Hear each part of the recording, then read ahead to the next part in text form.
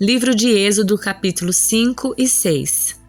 Depois disso, Moisés e Arão foram ver o faraó e declararam: Assim diz o Senhor, o Deus de Israel: Deixe meu povo sair para celebrar uma festa em minha honra no deserto. Quem é o Senhor? Retrucou o faraó. Por que devo dar ouvidos a ele e deixar Israel sair? Não conheço o Senhor, e não deixarei Israel sair. Então Arão e Moisés disseram: O Deus dos Hebreus se encontrou conosco. Portanto, deixe-nos fazer uma viagem de 3 dias ao deserto para oferecermos sacrifícios ao Senhor nosso Deus. Do contrário, ele nos castigará com alguma praga ou pela espada. O rei do Egito respondeu: Moisés e Arão, por que distraem o povo de suas tarefas? Voltem ao trabalho. Olhem, há muitos do seu povo nesta terra e vocês os estão impedindo de trabalhar. Naquele mesmo dia, Faraó deu a seguinte ordem aos capatazes egípcios e aos supervisores israelitas: Não forneçam mais palha para o povo fazer tijolos. De agora em diante, eles mesmos devem juntá-las. No entanto, continuem a exigir que produzam a mesma quantidade de tijolos que antes. Não reduzam a cota. Eles são preguiçosos e por isso clamam: Deixe-nos sair para sacrificar ao nosso Deus. Aumentem a carga de trabalho deles e cobrem o cumprimento das tarefas. Isso os ensinará a não dar ouvidos a mentiras. Os capatazes e os supervisores saíram e informaram ao povo: Assim diz Faraó: Vocês não receberão mais palha. Saiam e juntem-na onde puderem encontrá-la. No entanto, continuarão a produzir a mesma quantidade de tijolos que antes. Então o povo se espalhou por toda a terra do Egito para juntar a palha que sobrava das colheitas. Enquanto isso, os capatazes egípcios continuavam a pressioná-los. Completem sua cota diária de tijolos, como faziam quando nós lhes fornecíamos palha. E açoitavam os supervisores israelitas que haviam sido encarregados das equipes de trabalhos. Por que não completaram a cota nem ontem nem hoje? Perguntavam. Então os supervisores israelitas foram suplicar a Faraó: Por favor, não trate seus servos desse modo. Não recebemos palha, mas os capatazes continuam a exigir: façam tijolos. Somos açoitados constantemente, mas a culpa é do seu próprio povo. O faraó, porém, gritou: Vocês são preguiçosos, preguiçosos. Por isso andam dizendo: Deixe-nos sair para oferecer sacrifícios ao Senhor. Voltem agora mesmo ao trabalho. Não receberão palha, mas terão de produzir a mesma cota de tijolos. Quando os supervisores israelitas ouviram: Vocês não poderão reduzir a quantidade de tijolos produzidos por dia, perceberam que estavam em sérios apuros. Ao sair do palácio do faraó, encontraram Moisés e Arão, que os esperava do lado de fora. Eles disseram aos 2 irmãos: O Senhor os julgue e os castigue por terem feito o faraó e seus oficiais nos odiarem. Vocês colocaram uma espada na mão deles e lhes deram uma desculpa para nos matar. Moisés voltou ao Senhor e disse: Por que trouxeste toda essa desgraça sobre este povo, Senhor? Por que me enviaste? Desde que me apresentei ao faraó como teu porta-voz, ele passou a tratar teu povo com ainda mais crueldade, e tu não fizeste coisa alguma para libertá-lo. Então o Senhor disse a Moisés: Agora você verá o que eu vou fazer a Faraó. Quando ele sentir o peso da minha forte mão, deixará o povo sair. Sim, pelo peso da minha mão forte, fará o povo ir embora da sua terra. Deus também disse a Moisés: Eu sou Javé, o Senhor. Apareci a Abraão, Isaque e Jacó como El Shaddai, o Deus Todo-Poderoso, mas não lhes revelei meu nome, Javé. Estabeleci com eles a minha aliança, mediante a qual prometi lhes dar a terra de Canaã, onde viviam como estrangeiros. Esteja certo de que ouvi os gemidos dos israelitas, que agora são escravos dos egípcios, e me lembrei da aliança que fiz com eles. Portanto, diga ao povo de Israel: Eu sou o Senhor. Eu os libertarei da opressão e os livrarei da escravidão no Egito. Eu os resgatarei com meu braço poderoso e com grandes atos de julgamento. Eu os tomarei como meu povo e serei o seu Deus. Então vocês saberão que eu sou o Senhor, seu Deus, que os libertou da opressão do Egito. Eu os levarei à terra que jurei dar a Abraão, Isaque e Jacó. Eu a darei a vocês como propriedade. Eu sou o Senhor.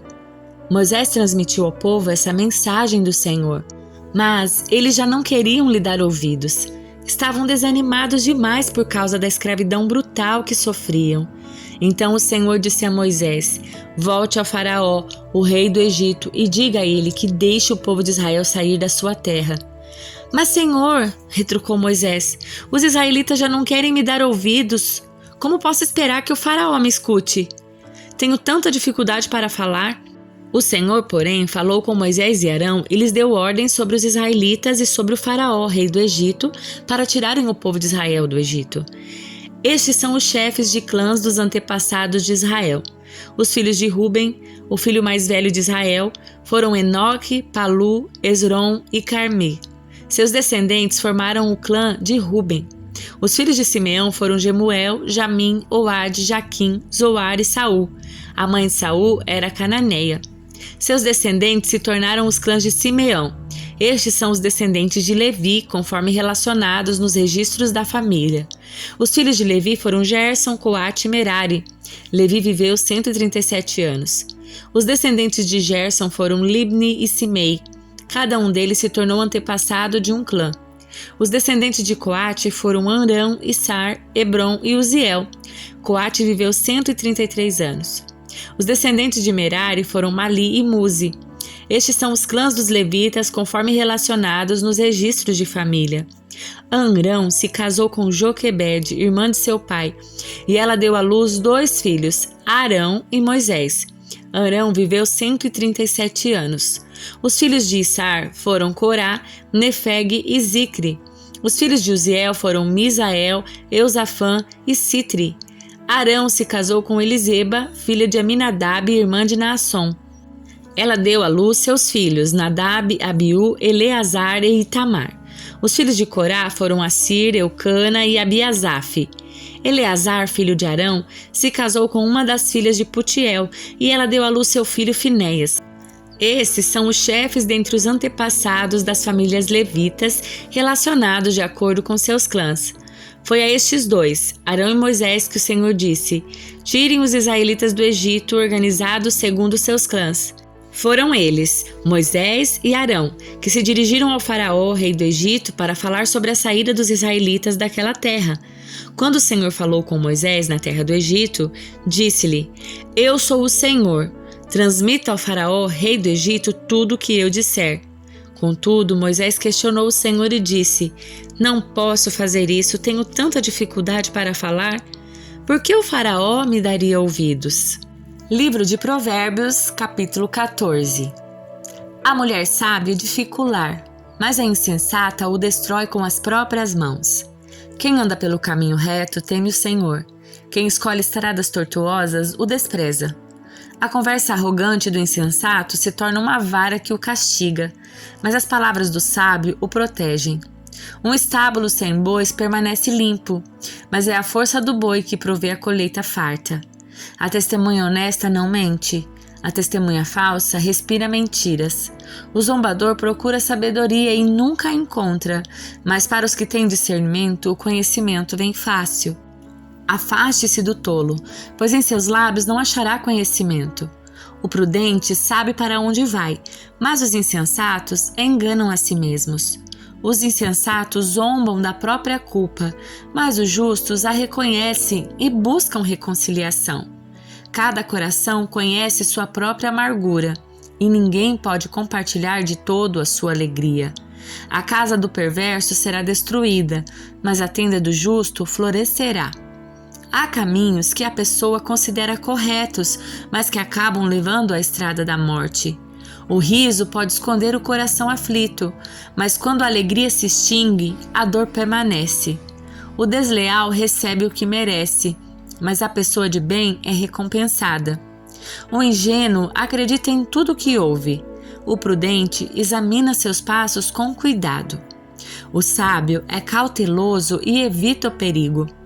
O tolo confia demais em si mesmo e se precipita. Quem se ira com facilidade faz coisas tolas. Quem trama o mal é odiado. Os ingênuos são revestidos de insensatez, enquanto os prudentes são coroados de conhecimento. Os maus se prostrarão diante dos bons. Os perversos se curvarão à porta dos justos. Os pobres são desprezados pelos vizinhos, enquanto os ricos têm muitos amigos. É pecado desprezar o próximo. Feliz o que ajuda os pobres. Os que tramam fazer o mal se perdem, mas os que planejam fazer o bem encontram amor e fidelidade. O trabalho árduo produz lucro, mas a conversa fiada leva à pobreza. A riqueza é coroa para os sábios, mas a insensatez dos tolos só resulta em mais insensatez. A testemunha confiável salva vidas, mas a testemunha falsa é traidora. Quem teme o Senhor está seguro, ele é refúgio para seus filhos. O temor do Senhor é fonte de vida, ajuda a escapar das armadilhas da morte. Uma população que cresce é glória do rei, mas a falta de súditos é a ruína do príncipe. Quem tem entendimento controla sua raiva, quem se ira facilmente demonstra grande insensatez. O contentamento dá saúde ao corpo, a inveja é como ter câncer nos ossos. Quem oprime o pobre insulta seu Criador, mas quem ajuda o necessitado honra a Deus.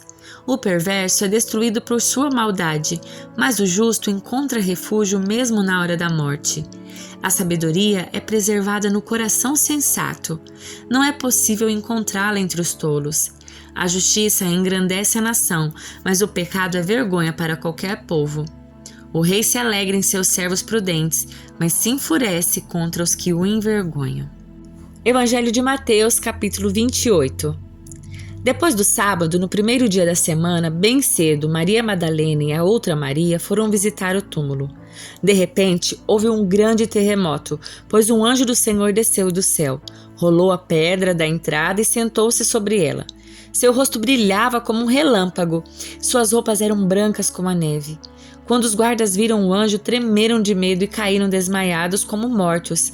Então o anjo falou com as mulheres. Não tenham medo, disse ele. Sei que vocês procuram Jesus que foi crucificado. Ele não está aqui, ressuscitou como tinha dito que aconteceria. Venham, vejam onde o seu corpo está. Agora vão depressa e contem aos discípulos que ele ressuscitou e que vai adiante de vocês para a Galileia. Lá vocês o verão. Lembrem-se do que eu lhes disse. As mulheres saíram apressadas do túmulo e assustadas, mas cheias de alegria. Correram para transmitir aos discípulos a mensagem do anjo. No caminho, Jesus as encontrou e as cumprimentou. Elas correram para ele, abraçaram seus pés e o adoraram. Então Jesus lhes disse: Não tenham medo, vão e digam aos meus irmãos que se dirijam a Galileia, lá eles me verão. Enquanto as mulheres estavam a caminho, alguns dos guardas entraram na cidade e contaram aos principais sacerdotes o que havia acontecido. Eles convocaram uma reunião com os líderes do povo e decidiram subornar os guardas com uma grande soma de dinheiro. Instruíram os soldados: vocês devem dizer o seguinte: os discípulos de Jesus vieram durante a noite enquanto dormíamos e roubaram o corpo. Se o governador ficar sabendo disso, nós os defenderemos para que não se compliquem. Os guardas aceitaram o suborno e falaram conforme tinham sido instruídos. Essa versão se espalhou entre os judeus que continuam a contá-la até hoje.